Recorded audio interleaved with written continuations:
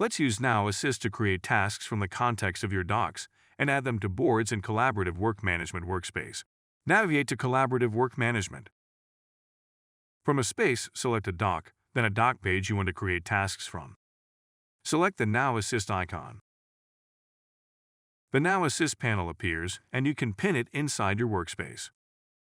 Now Assist presents different tasks it can complete, like generate a KB article, create a task in CWM, or get help. Select Create Tasks in CWM to create tasks based on the contents of your doc page.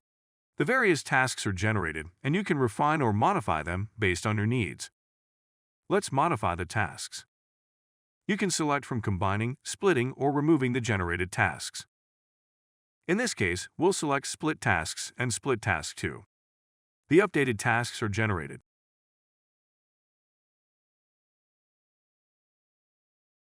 Select Add to Board, then the space of the CWM board you want to add the tasks to. Next, select the board. The tasks are now added, and you can select the board to view the new tasks.